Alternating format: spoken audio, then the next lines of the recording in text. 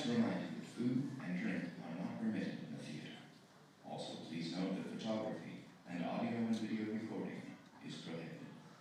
Thank you.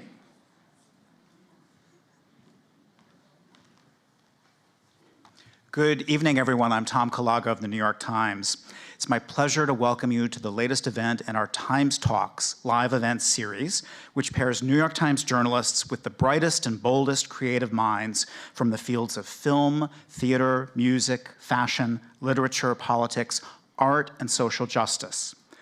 Tonight, we are very pleased to present a rare conversation with two fearless, extraordinary artists, Nadya Tolokonnikova of the Russian feminist protest punk rock group Pussy Riot, and Marina Abramovic, who has pioneered the use of performance as a visual art form. Here to interview them is someone who knows their work quite well. She's a roving culture reporter for the New York Times, whose recent work includes a broadly shared report on diversity and representation in Hollywood, as well as an oral history of the activist group, the Guerrilla Girls. Please join me in welcoming our moderator, Milena Ryzik, and our special guests, Nadya Tolokonnikova and Marina Abramovic.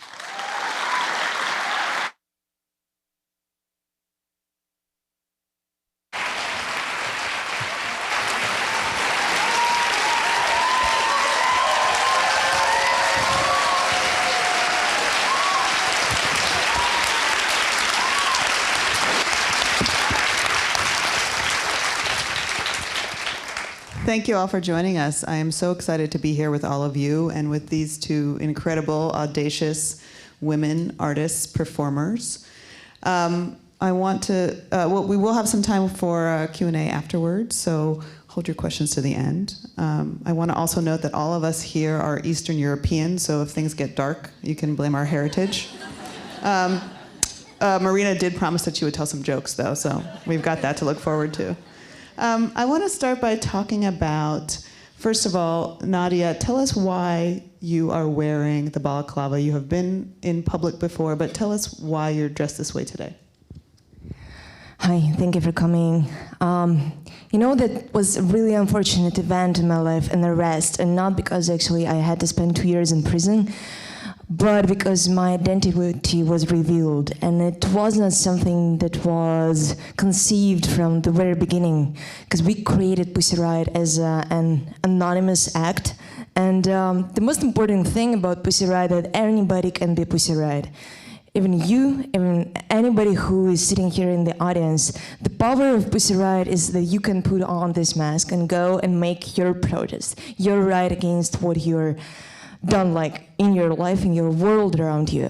And I believe that anonymity gives you great freedom, especially today when you are covered with these facial recognition machines.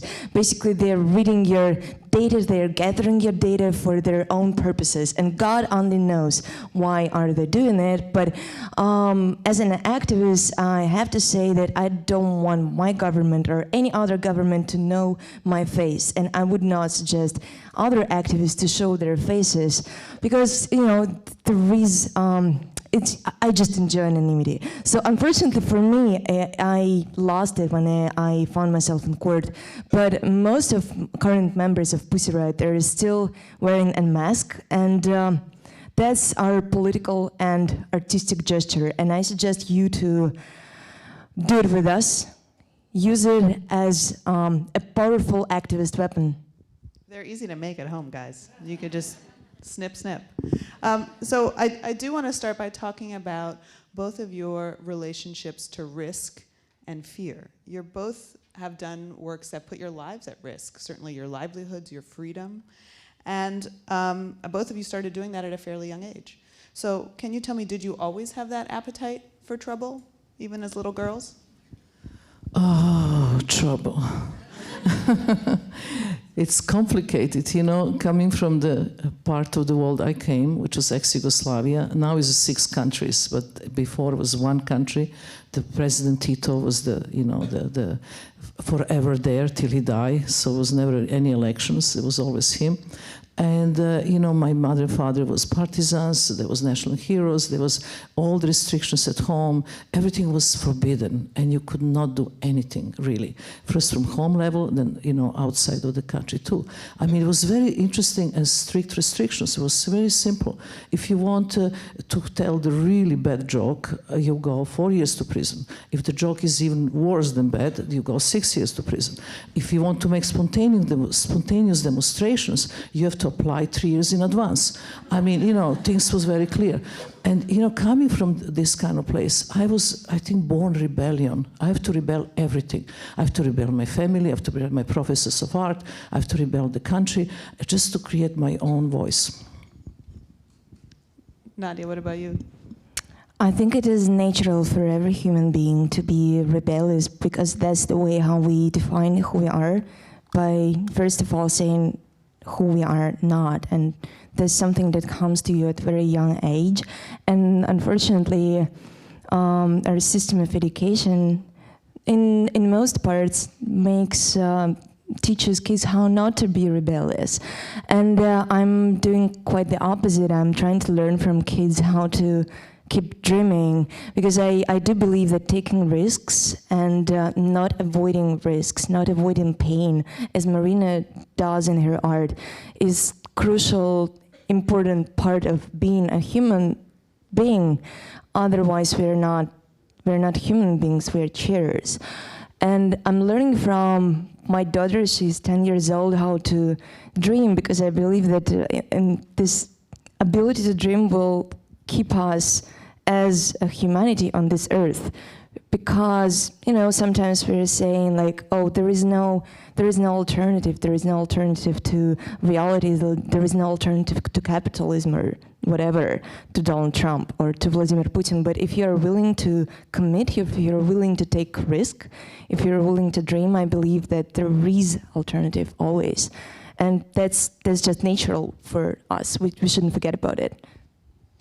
You mentioned Marina's work in which she allowed herself to be hurt, and I want to show some images from that early work. Can we start that slideshow, please, Justin? Marina, feel free to talk a little bit about this. Let's do very fast. It's so long ago. This is 1970s, and I was young and pretty foolish. And at that time, I really was so fed up with the criticism that my work was seen as a masochism, as an exhibitionism. I should put in mental hospital, that's not art, and so on. So I wanted to create performance which have 76 objects on the table, including pistol and 1 bullet, and very strict instructions. I'm an object, you can do anything you want with me, including killing me. I'm taking all responsibility. The objects are for pain and for pleasure. And the performance was 6 hours. In the beginning, public was joking and putting nice things to me, or giving me the book to read, or giving me a flower. Very soon, they cut my clothes, they take the pins of the rose and put in my body, they cut my throat, they drink my blood, they put the cotton around my neck, they burn it, and become very, very violent. And it was really audience. The only way I was not raped, because it was a normal opening, and they came with their wives. And the wives will tell them what to do, and on the top of this, they will just come and, you know, kind of take off with a very beautiful, proper handkerchiefs, my tears. But I was a just object, a complete disposal of the public. It was a very, very difficult moment, but I was really ready to prove that actually public can kill you if they want to. And this was one of the most difficult, risky performances I made in my life. I remember after 6 hours, I'm coming to the galleries come and say to me, 6 hours is finished. I start walking towards the public, and I was full of blood, and I was half naked, and I was in terrible state, and they just ran away. Everybody ran away. They didn't want to confront with me as a me. They was very, very comfortable as a me as an object. And I remember going back to the hotel and look myself in the mirror, and I just had the gray hair. I knew that time there is 2 ways how you can lift spirit of the public or put spirit down. Much later, 25 years later, I make performance in MoMA, which I actually create something to lift the spirit of the public. Incredible work.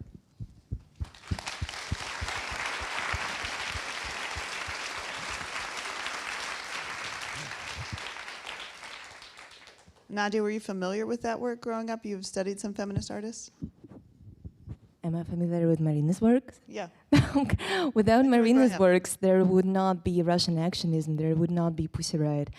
And we, like me and my political artistic community, we were growing up on Marina's works. So actually, honestly, I couldn't believe myself that I'm sitting here on the same stage with Marina. Am I dreaming? I know maybe I was dead when I died when I was in prison, and it's just my dreams about reality, how how it would be after I will be released from prison. But somehow, it is Yes, true. yes, but wait a minute. Can I tell something else? You know, yes, I risk, this was a gallery space, is the artist, but what you done, you risk enormously, because you really just crossed this point of being an artist to being an activist, which is such a big risk, because, you know, joking with Putin is not a joke. And then plus...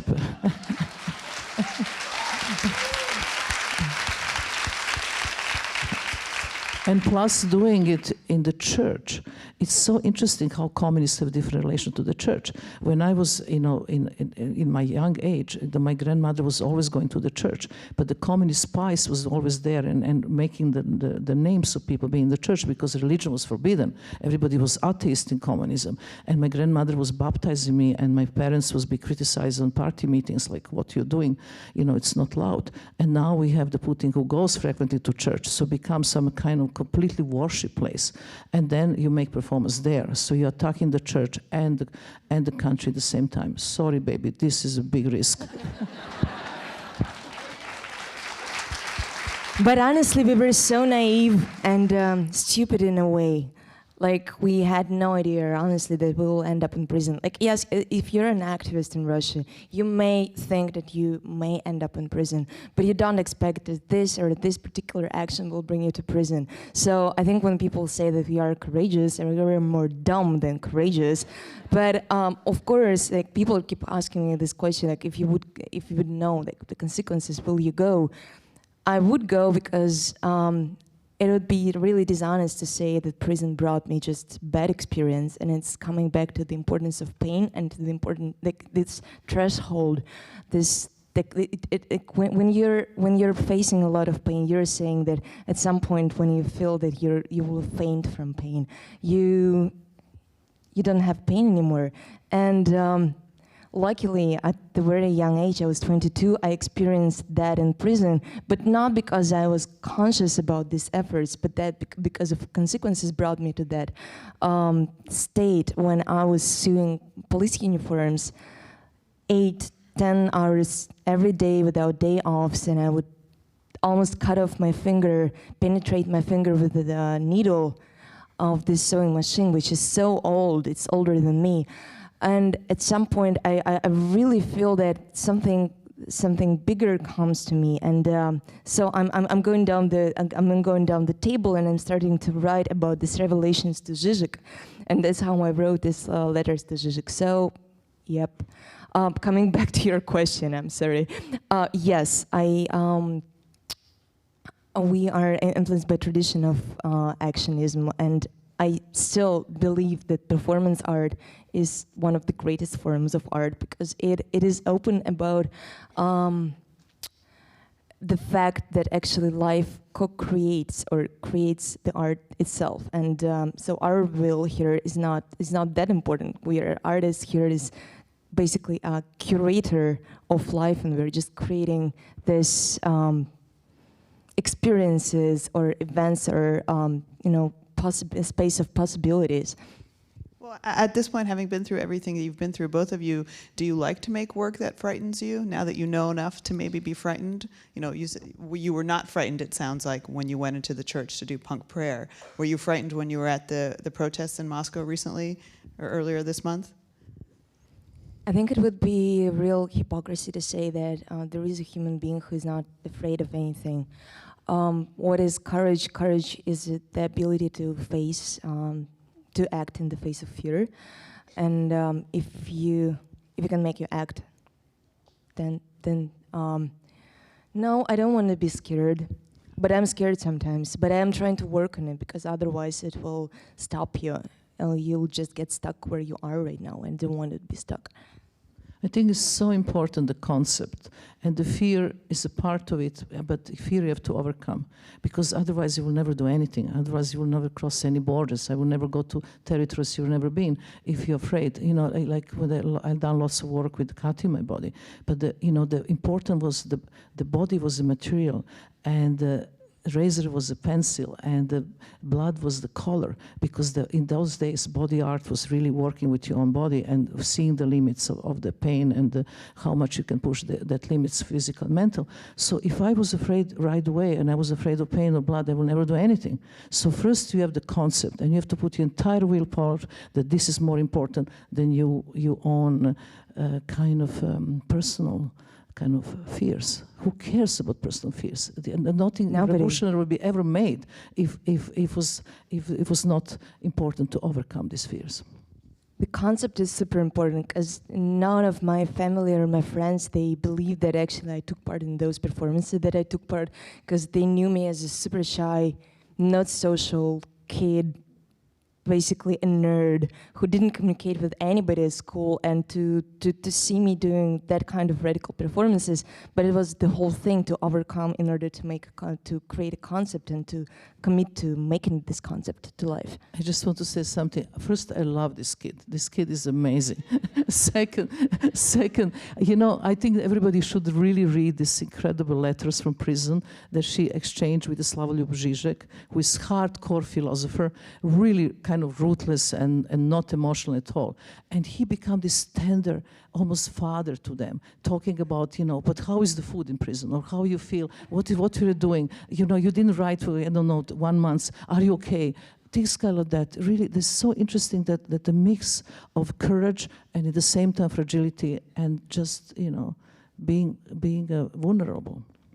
Well, one of the most courageous things you can do is be vulnerable, especially in a public sphere.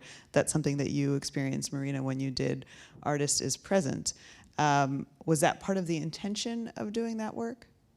But you know, if you really want on deep level to connect with the public, you have to give everything you have from yourself.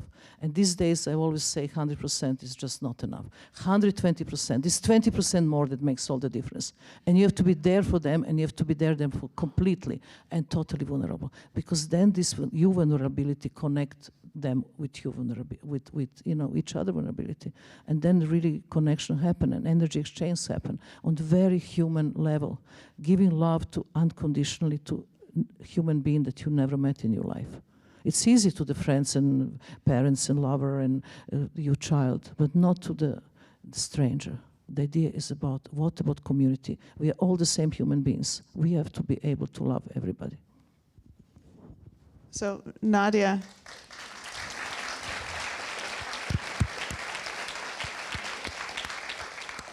Nadya, one of the other things I imagine you did not expect from your performance of Punk Prayer in the Church is this groundswell of international support. I can't imagine that was part of your thinking, right? Not really. We were expecting like 1,000 views on YouTube, and we would be perfectly happy with that.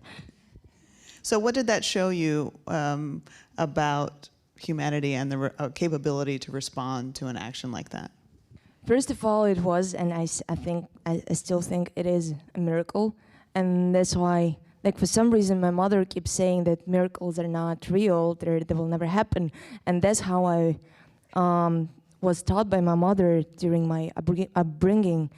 But I was always rebelling against that, and partly because of that I came to the church, because I'm not baptized, I'm not Orthodox Christian believer, but I do believe in miracles.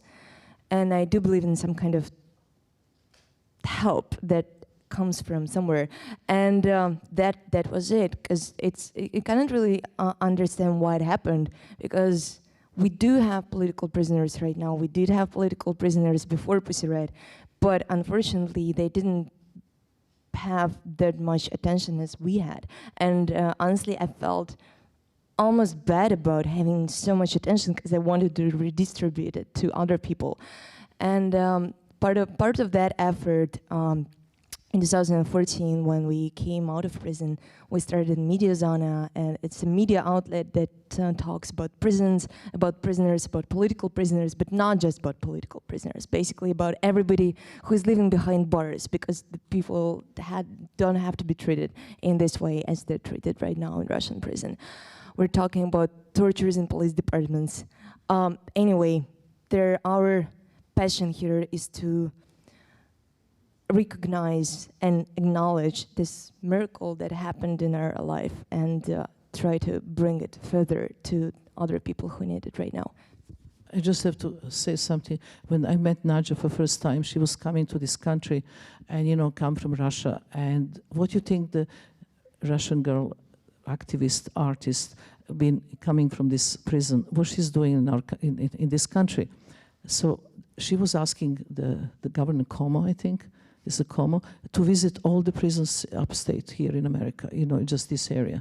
It was incredible. I was like, you know, maybe I will go and shop or do something, you know, go to see the movies or just do something funny. No, they went to see the prisons.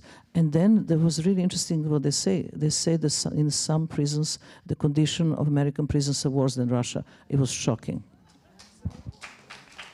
It is true. We met with some prisoners who went through Rikers Island, and it's not somewhere far. It's here in democratic state, in one of the most supposedly liberal towns on earth.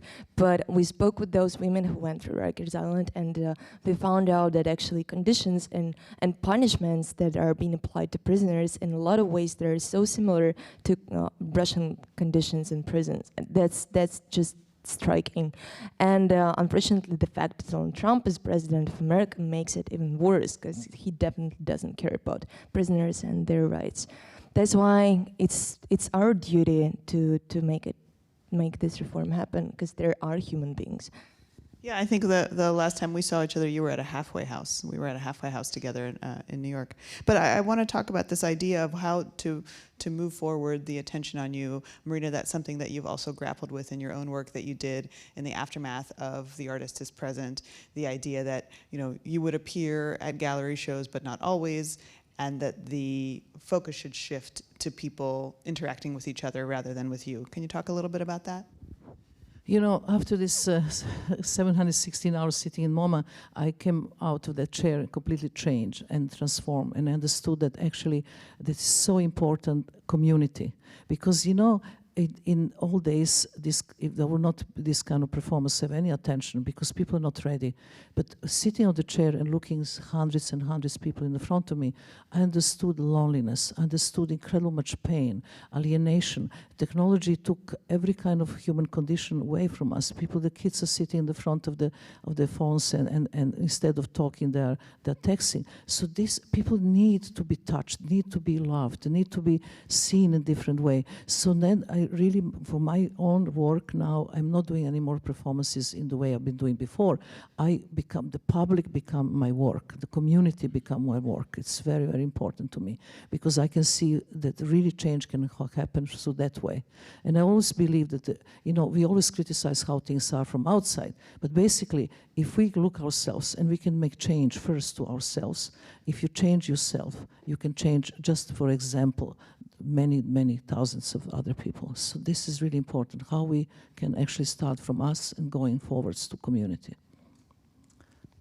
I want to talk also about... But wait, when we're going to show her video? Yeah, we're about to show it. Don't worry, Yes. don't worry. This is your new work. We'll get there, yes. So I want to talk about dissent and censorship, because, you know, you're talking about yourself as not a political artist necessarily, but you have, of course, faced challenges and obstacles. In fact, when you had the idea for The Artist is Present, the curator at MoMA told you, oh, New Yorkers would never come. They would not sit still for that. And yet you did it anyway. And Nadya, of course, most of your body of work is about dissent in the face of incredible opposition. And we have a video clip that I'd like to show of Nadya's work. Can we play Election? And then, do you want to set it up, or do you want to talk about it afterwards? Let's talk afterwards. Okay. Work will do it better than me.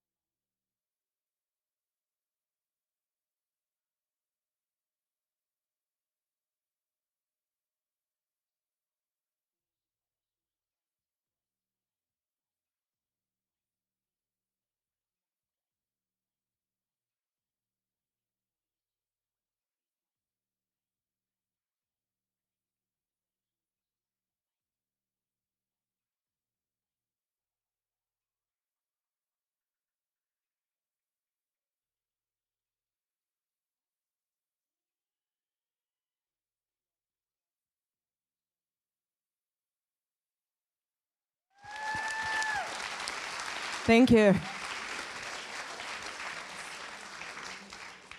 Is that you rapping? It's somebody, yeah. So tell us a little bit about the references for the audience that may not know about what 6 years means. 6 years means the term of Vladimir Putin, and he was just elected as president again, and I wouldn't say really elected because it is their own, I don't know, theatrical performance, but very gloomy and very ugly performance, and I would prefer not to see it. So in order to resist to their performance, we had to do our own show, and that's why we created this music video. Basically, the idea came from our wish to make a collaboration with the current political prisoner, whose name is Oleg Navalny. He is a brother of Russian oppositional politician Alexei Navalny. Alexei Navalny, one of the most important politicians in modern Russia, and I support him, not unconditionally, but I do support most of his moves. And the only fault of his brother was that he is actually a brother of Alexei Navalny. So he's serving right now 3.5 years in a penal colony. But he's keep being creative in penal colony. He learned Spanish, he's making pictures, he's making projects for tattoos for people all around the world. And I was considering to make a tattoo by his project. So he created a bunch of drawings while sitting in prison, and so we were showing these drawings in this music video. And yep, that's the main thing. And we're talking about what will happen, what we'll see in the next 6 years of Vladimir Putin being in power. We will see the worsening of conditions in prisons and more limitations on the free speech, if we have any free speech at this point. Because I don't know if you know or not, we just had ban of Telegram, which is a pretty cool messenger. And I want you all to download and use this messenger, Telegram, which was done by incredible Russian person Pavel Durov. So strangely, our government preferred to just throw out all people who are talented and creative. So they throw out Pavel Durov out of Russia, and the Russian government were so scared of a messenger that is encrypted and actually free of censorship that they decided to ban it. And in order to prevent people from using VPNs and proxies, they banned those technical devices too. So it's really hard to predict. Is there any way for anyone in Russia to watch your video? Oh, they can watch the video because it's they can watch the video, but they cannot use Telegram. I was talking about that messenger, but no, you can watch the video. Our previous works were labeled as extremists by the decision of court, but it's more or less random. So Russia is not like North Korea or something. So you still can upload on YouTube a video, and you may have consequences, but you may have not. And basically, that's the same feeling you have, like we had after the church performance. We have after every video that we're uploading on YouTube, because you can end up to 7 or 10 years in prison because of that, or you may not. It depends on if Vladimir Putin will take a look at this video personally, and if he will be offended, he may say, yeah, just put these girls in prison for another 10 years. Damn. Well, let's talk about this idea of censorship. You both grew up in countries that have, tightly locked down media. And what lessons would you like to share about the path that can take you down as an artist, as a citizen? What should we be wary of now? What should we be aware of now? Everything. But I really like that she showed this video that I show how you actually use the system and how you kind of manipulate system with the bars.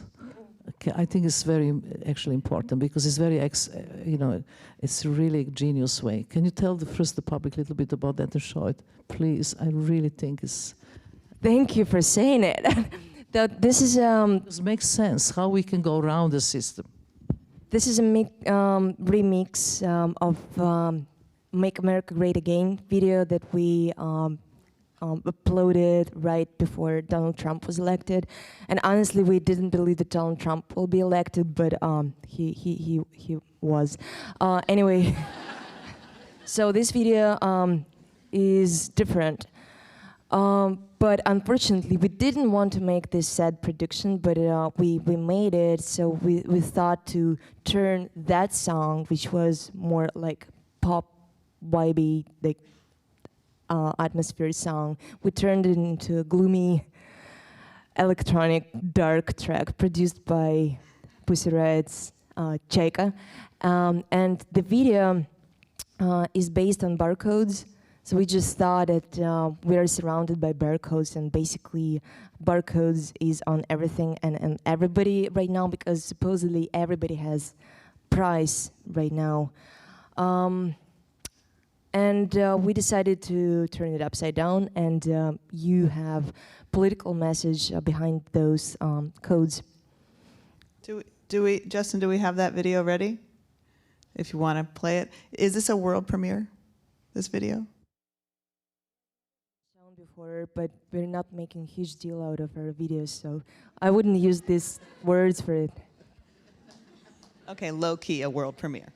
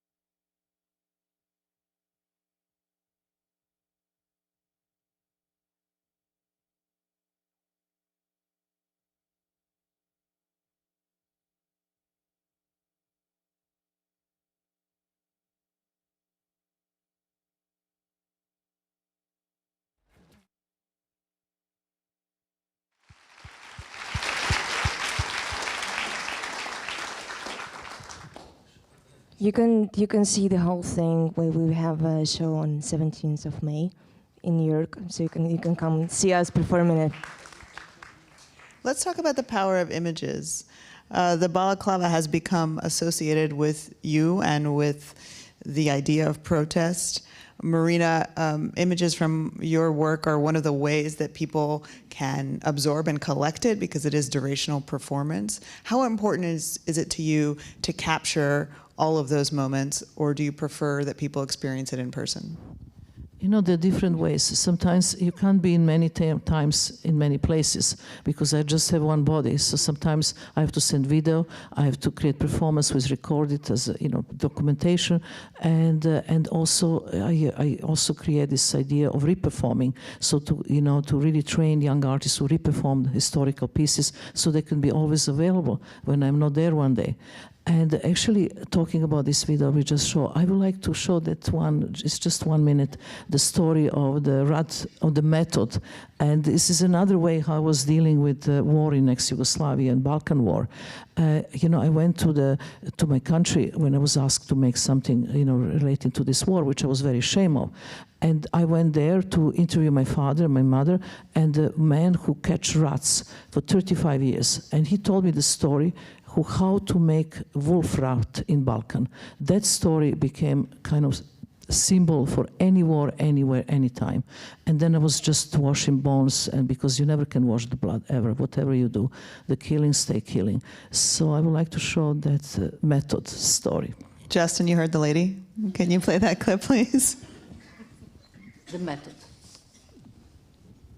To catch the rats, you have to fill the holes with the water and leave only one free.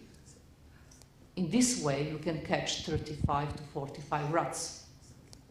You have to choose only the male members. You put them in the cage and give them only water to drink, without any food. After a while, They start getting hungry and the teeth start growing.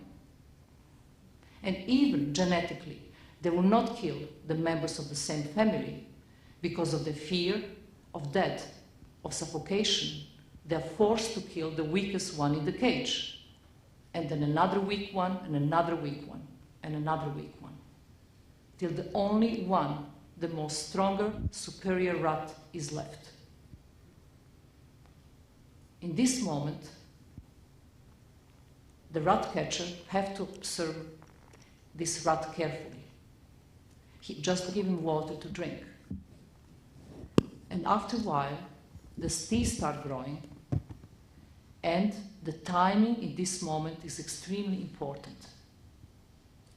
When the teeth are growing so much that it will be suffocated in the next half an hour, in this point, the rat catcher open the cage, take the knife, and take his eyes out of his head,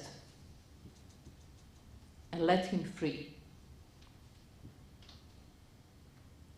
In this point, the rat is nervous, is in panic, is afraid of dying, is outraged. He will run into every rat hole on his way and kill every rat he found. Only till he meet the stronger and more superior rat to him, who will kill him.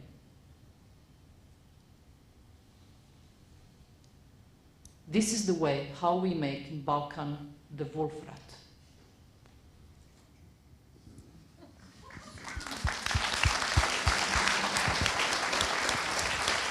So what happens next in that video is that Marina takes off her red glasses and her lab coat, and she does effectively a pretty sexy dance. But there is a next slide with the washing the bones, which is not there. Right. Yeah, there it is. Actually, that's the most important one. I washed these bones for 6 days, 6 hours, and I washed on the 30 temperature Celsius in Venice for Venice Biennale. The worms was coming out. It was smell was unbearable. But anybody who saw this performance will always remember the smell. But this was really something that right now, any war, any time, you can use. So it's very important to do something very personal, but to find a way how you can transcend this personal into universal. This, for you, you felt was your most political work, is that right? Yeah, it's very political and emotional in the same time. You don't think of yourself as a political artist, but I would argue that any work that talks about connection between different kinds of people. But I'm very afraid to say something only political, because if it's only political, then means that next day the news of today is just all news from tomorrow, and the art can kind of they hold it. I think the work of art have to have many meanings and very complex. Good work of art have to be disturbing. They have to talk about. They have to prediction of future. They have to be political. They have to be spiritual. They have to really open the kind of consciousness of the public. Have to have all the layers of this kind of meaning, so that every generation can take the part they needed at the moment. So this moment was political, but also you can see it emotional, you can see biographical, you can see spiritual in many ways. It's about life and death after all. And this is why I also think that the Pussy Riots are not just political art, it's so much more. They're first artists, we always forget. When we go to them, they always think, oh, they're going to do punk concert. It's not about that, it's so much more than this, and I think Nadya should talk about that. Should I talk about punk concerts? Yeah. Yesterday I was complaining, I was weeping. I was complaining to Marina that every time when people are coming to our performance there, and we are reiterating that we are artists, we are conceptual artists, we are performance artists, we are not musicians, and we never intended to be musicians. We created a fake punk band, but apparently we were such good media artists, so everybody believed that we are a punk band, though we are not. So I was complaining that people are expecting to see a bunch of girls with guitars, but we never played the guitar. And I had no idea and I have no intention to learn how to play the guitar. What was important for us was a concept, it was a message, and was developing the new language. And for some time, it was important for us to pretend that we are a fake punk band. But I think what artists should do, artists should develop new languages, first of all, to help other people who live in this society. Because I believe, first of all, that everybody is artists, and that's our duty to develop new languages that are not mainstream languages, because otherwise we're not alive, we're dead if we're using the language that were given to us and we're not bringing something new to life. And that's what art means to me. And imagery, of course, is really important. Documentation is really important. Uploading things on internet is fucking super important, especially if you're living in a country like Russia, where everything can be taken away, all your documentation can be taken away from you just in a second. So yeah, basically all our artworks were stolen from us by our investigators and our judges and our policemen, but we still have something on YouTube, so it can be a good lesson. Yes, yes, yes. But yesterday I made this brunch because I think she should eat something. So I cook for her. We make little eggs and all, and then she arrived, and she had Hello Kitty bag. Hello Kitty. I mean, I say, you are revolutionary. You're this dangerous girl that you put in so afraid, and you have Hello Kitty, the bag. And she told me the best reason why she have it. She said, if I have Hello Kitty bag and I have a pink T-shirt and I'm in demonstrations, and then comes this horrible, you know, the kind of the Robocop, the Robocop looking, you know, guys with Kalashnikovs, and they have to arrest her, and they will look ridiculous on television with arresting this beautiful girl with the Hello Kitty bag.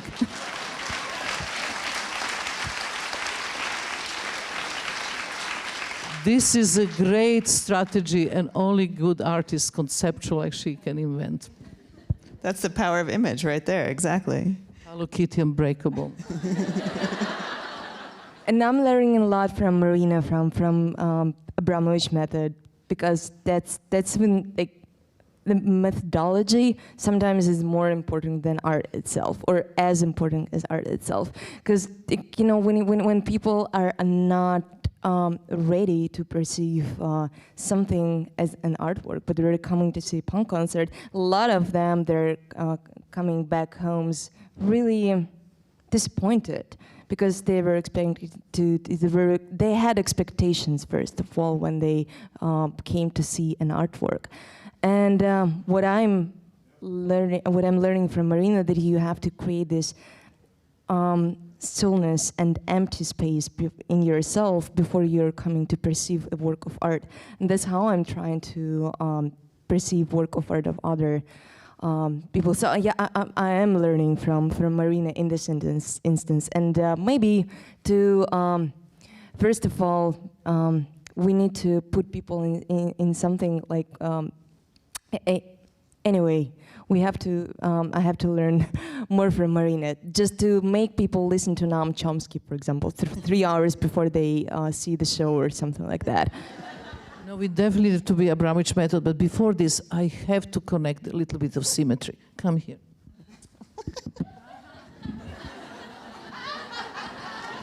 Much better.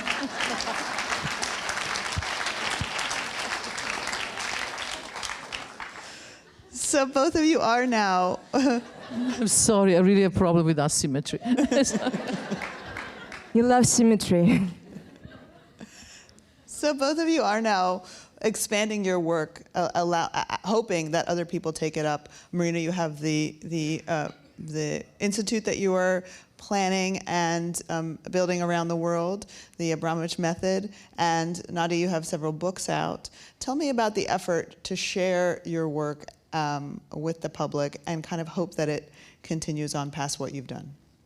I'd just like to have the slide of the institute if it's possible. It's just next one. I don't know if you have this or we cut it. We'll see.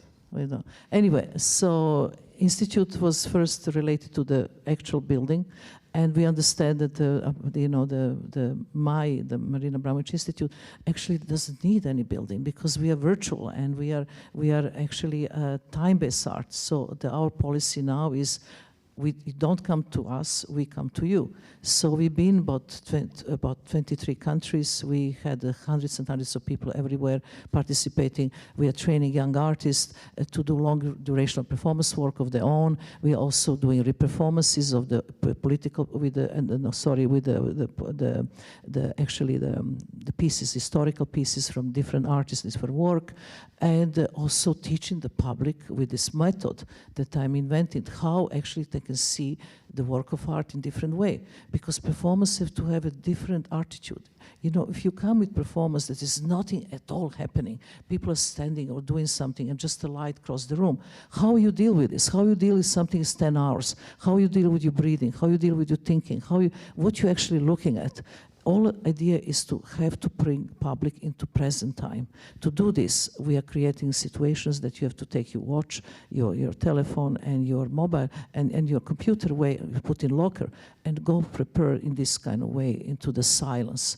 And from that silence, things will arise. So it's in very short, it's tell you a very little thing. So we was talking with Nadya, you know, she said that people come to see the pop concert, and what they're doing actually something else. They're creating message, and they're creating the really art installations. So to prepare the people to see that in different way, you have to actually prepare them in advance. I mean, I done here the Igor Levit, the performance that he played Goldberg variations for 84 minutes in Armory, and this was I used Abramovic method to look classical music. And everybody was saying to me, this is impossible. I actually made 650 people to be in silence for 30 minutes with headphones to completely block the sound, to prepare themselves to listen to something. And it really works. But it's a really pioneering work. So we're going to do something, Nadja, next. Let's see. Yes. Let's do the church again. Take me to the church. Well, if we have time, we'll do a little exercise with you guys at the end of the show, if you're game. A moment from Marina's method.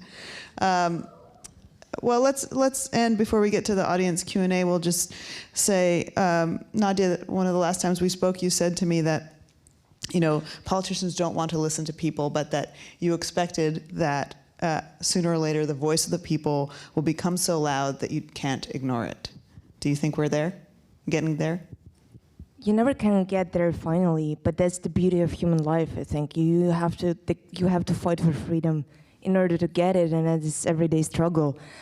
And of course, politicians will never do what do you want from them unless you will push them to do it and make them accountable for their actions, actually scare the shit out of them. That's the only way politics works, because unfortunately, especially in the situation where we are right now with extreme inequality, just the grotesque inequality where we are, politicians and people who do have power, they don't want to share power and they don't want to share wealth. So the only one way to make them do it is to kick their ass. And that's the work that has to be done on the daily basis. It's not one day act. It's not like you came to demonstration. You can expect them to say, oh, of course, yes, of course we'll give you all those billions of dollars that we have. They'll never do it, nor Putin, nor Trump. Create alternative media institutions, creator vlogs, blogs, media platforms, and believe and actually experience the power of community. We were talking with Marina about the importance of human connection, actual human connection, and the importance of love. Because when you look at their first pages of the most newspapers, including New York Times, you will never see a positive message. Like, and we were talking about a cherry blossom. Why we cannot write, oh, the cherry blossom is so fucking perfect today. It looks so good. But now we write about how Donald Trump pooped today. So we should really focus more about love, and I think through love, not through hatred, not through anger, but through connection to people who are around you, we can achieve big changes. And also, I think it's important to say, to connect it, being a citizen is a durational exercise.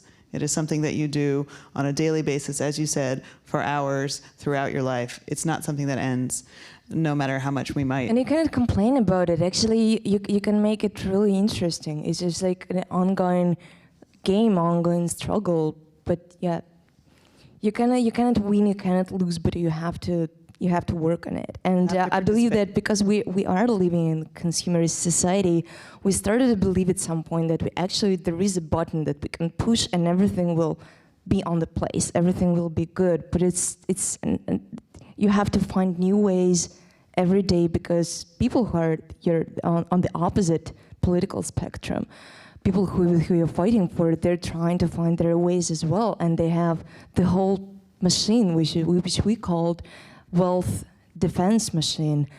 They're hiring people from think tanks, intellectuals, former and present politicians, lobbyists, to protect their power and their wealth. And we have to find new ways every day. So that's a duty, and that's a daily job. Okay, on that note, does anybody have any questions? Yes, we have mic runners, and they will come to you with mics. So please wait to get a mic so that everyone out in internet land can hear your question as well as this audience. Wow, so nice to see humans now, because we were so much sitting in the dark. It is much better now. Hello. Thank you both, Nadya and Marina, so much for coming. This question is specifically directed towards Nadya, although I'd love for both answers. So I was wondering, when you initially become interested in a specific social justice topic or issue, what is the very first step of activism that you take? I'm from a very small Russian city. It's on the very north of Russia. It's called Norilsk, and it's extremely industrial city. So basically, the snow in my town goes black just in 15 minutes after it falls. So it's an obvious fact that ecology is bad, and the situation with you can not believe in climate change when you live in the town like that. You witness it when you're 7 years old and you're just walking in your backyard and you see the black snow, and you're like, yeah, I saw in my school books, I thought the snow is supposed to be white, but it is black. So when I was 13 years old, I decided to be a journalist, to write on environmental topics, and I wanted to be a political journalist, basically that's the first time when I faced an issue of censorship, because I came to a local newspaper office, and I used to write some articles to them about, I don't know, just our small art and art culture circles in school and stuff like that, and they were fine with publishing it. But when I came to them with my real investigation on who is responsible for making snow black in my hometown, they said to me, but you understand, we cannot publish it, you understand. And that's the key word in modern Russia, you understand. No, I don't understand, and that's what I said to them, and that's what I keep saying. I don't understand why the snow has to be black.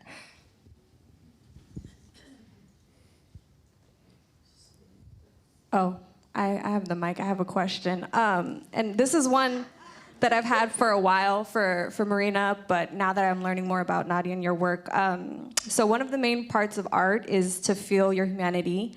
And in a world that's shifting from physical reality to more of a virtual reality because everyone's addicted to technology, how do you see artists navigating the numbness of our society? And do you think you can use social media as the medium? Because the main question I ask myself is, how am I going to be an artist in such a technological world? Can you answer? You're younger than me, please. It's not a good reason. There is no age in art.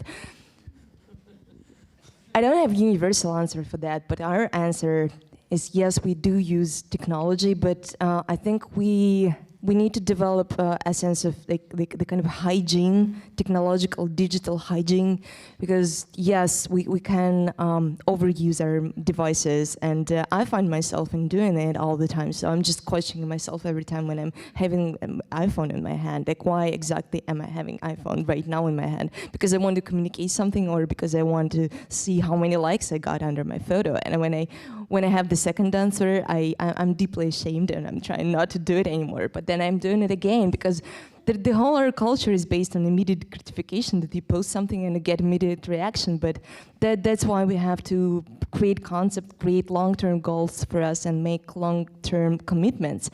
That's why Marina's work is so important for me, because she shows us how to make these long-term commitments and how to make long-durational works of art. That's something that you have to work on yourself. Daily job, another daily job. This is very simple. There is art pollution and technology pollution. We should really clean up the acts. Somebody desperate in the backside. We have a mic over here on the right, actually. But what about this man who really had his hand up? Let's be democratic. We'll get there. We only do in the front line here. You've got the mic. Go ahead. So my question was to both of you. I was wondering, I know you were talking about this a little bit before, but how do you draw the line between the personal and the performance? Like, how do you sort of define the border between when you're performing and when you're just living your life? Because it seems that sort of the intensity of the performances that you do, it seems like a lot to sort of pick up and put down and walk away from. And I know that sometimes it's hard to sort of define where that line is. Okay, very simple. First of all, when I get a concept, an idea, I will never perform this in my home in a personal situation. First, I'm lazy. Second, I don't have the willpower. And the third is so painful, I don't like it. But if I have the concept who is really good enough and is a great message in it, I need the public. I need the energy of the public to help me to actually go through this process of performing. And no matter how difficult, no matter how painful, I will do it. So it's very strict line between personal and what is performance and what is the personal life. You just don't do these things in personal life because you're vulnerable, you're actually weak. You know that so many people in a personal life, they're completely different than in a performance. They can do heroic acts which you could not imagine they can do in personal life. And in my case, it's like this. I don't know about you. I don't have a better answer. Okay, I don't see where the... Okay, mic in the back. Yes. Finally, be better good question now. This isn't necessarily very deep, but when I was young, I was so into punk rock, and all I was thinking about was way out there and what I was fighting against. And as I get older, I'm spending more and more time thinking about my domestic life. How do we rethink our marriage? How do I rethink parenting? And regenerating sort of society from even just the individual family unit. You were referencing your daughter. I wonder if you could describe how you've translated art and activism into your domestic life. My daughter just knows everything about my life. Since she was 3 years old, I started to talk with her quite seriously about what I'm doing, because that's the way how my father talks to me, and he talked to me like when I was a little kid, and that's actually how he created me, basically. He just, I mean, he treats me seriously for some reason, even when I'm 3 years old. That's what I was doing with my daughter. I don't know if she will like it or not when she will grow up, but I think it's an honesty. That's the best way to deal with kids, I believe. But no bullshit, as Marina said. And so when I'm finding myself bullshitting my kid, I understand that I'm not better than Vladimir Putin when he behaves with his citizens.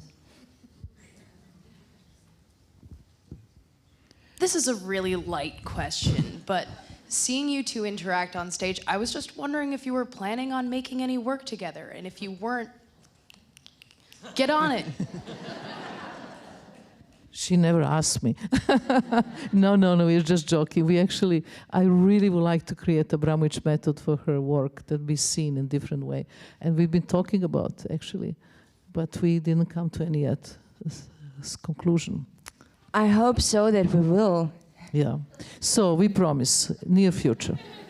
Yes. Should we just answer I like actually Ilya Rzhanovsky when we talked on the phone with him and we were like, oh, when should we meet? I was like, oh, I don't know, like maybe in a few months, and he was like, we will meet in this May. We will meet in this May, and he created an amazing body of work, and that's how I think great artists behave. They just decide things like we will do it. Yeah, we are meeting actually 27th of May, so who knows what will happen out of this, but we will let you know. Even if Marina will not be directly involved, I know for sure that my future works of art, as my past works of art, will be heavily influenced by Marina. So in a way, it will be interaction and dialogue, even if Marina will not want it.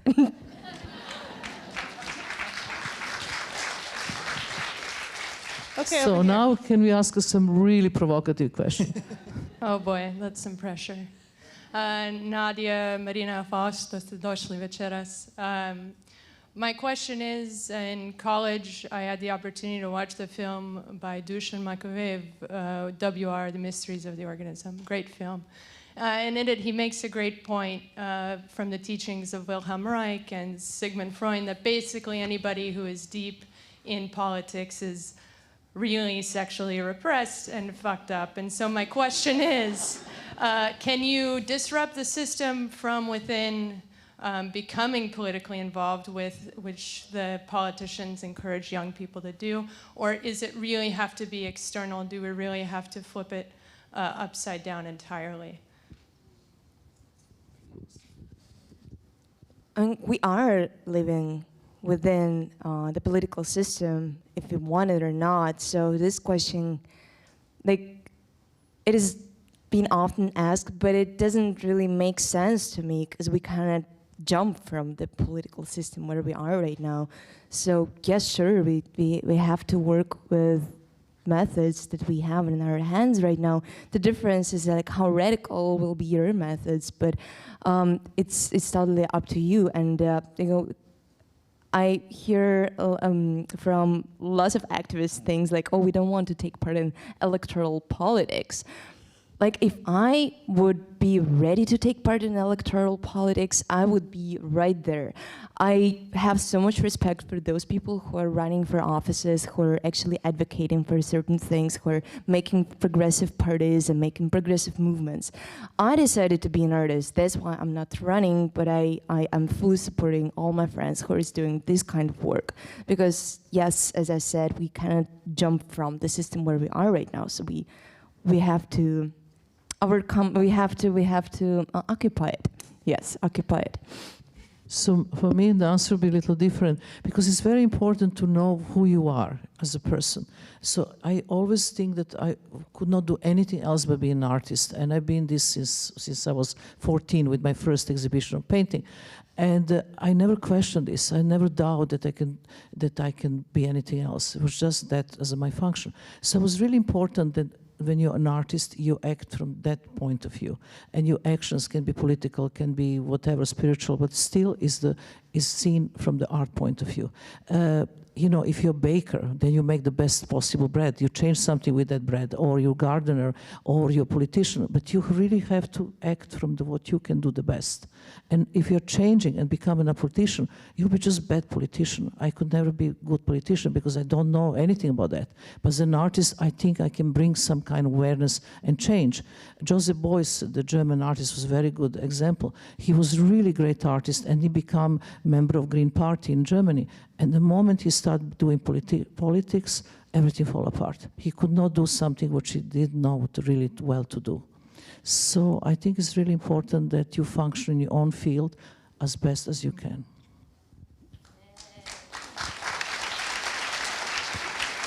We have time for maybe one more over here. Hi, thank you all. My question's for Marina. I'm curious about your next piece in which you plan to charge yourself with, I think, 1 million volts of electricity. And I'd love to know what inspired that piece and how it's going and what kind of technological challenges you're facing with that. Thank you. You are now really confronting absolutely fake news. It's incredible. You know, you say something to the journalist and they turn everything upside down. First of all, that experiment with electricity I done already 15 years ago. It's very simple. It's based on Nikola Tesla. You can actually stand on the rubber folder and you can have just neon light in your hand with no any kind of wire, and with the coil can go 35,000 volt electricity through you, and you become a transformer and transmitter of the energy, and the light is lit in your head without being at all injured or you feel anything of that. So it's a very similar experiment I'm going to do for my show in Royal Academy, but it's nothing to do with being exploding or to risk your life. It's amazing how journalism goes into very strong and completely unnecessary drama. So it's not true. And you know about fake news. We have plenty every day. All right, we'll do one more question, and then I think we'll have time for our experiment. In the back. Hello, thank you. This has been an amazing conversation. Melina, you said earlier that being a citizen is essentially a performance through time, and so maybe this isn't a question, but more of a request that Marina, your institute, might want to explore how we could apply your method, this sort of ability to have longevity in the face of public challenges, to being a citizen itself. I think lessons in what you guys do, we have these questions about whether you're an artist or a provocateur because we want, I think, the same thing. So it's not really a question, but... Experiment. Okay, this is the moment for experiment now. Yeah, I think so. Okay. Thank you for the lovely lead-in. Okay, kids. Hi. So, we're going to do something just to just show how it can be done. We are sitting here random. People know each other or not know each other, and people are different, come from different parts of the world, different races, different education, different whatever, you know, come for the reason to listen to her, to listen to me. So, very varied. So why we don't do something very, very simple? Just to feel the energy of the neighbor. So, idea is this. You put a hand on your shoulder of other person. Can you do it? Don't cross the legs, break the blood pressure. Just no legs cross. Sit comfortable. Just to put really hand on the shoulder of other person. Okay. Just... Okay, so now, this is the most important part. The most important part, absolute silence and close your eyes. And we're going to do this for a full minute. You know, I do this for many, many minutes. I'm not going to torture you. But just let's do for 1 minute, and then we're going to look. 1 minute, close your eyes. Just be in the moment, in this space, holding hand on the total stranger. And just create this feeling of love. For human being, simple. Starting now, close your eyes.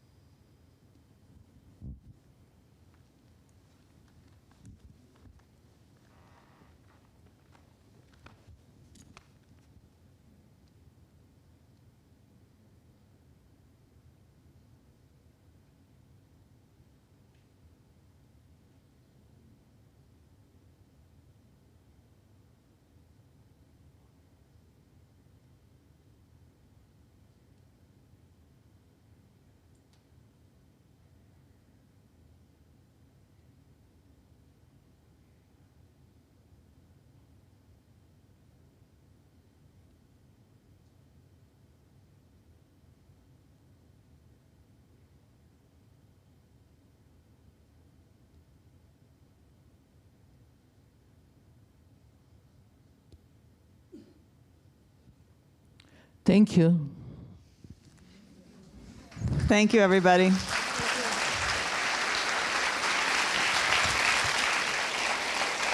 You've been an amazing audience. Thank you so much for joining us. So, of course, ambition is let's do it stadiums. Let's do it 305. Difference when everybody is doing this kind of action at the same time and create love. That's what we need now most than anything else. Thank you again. Thank you.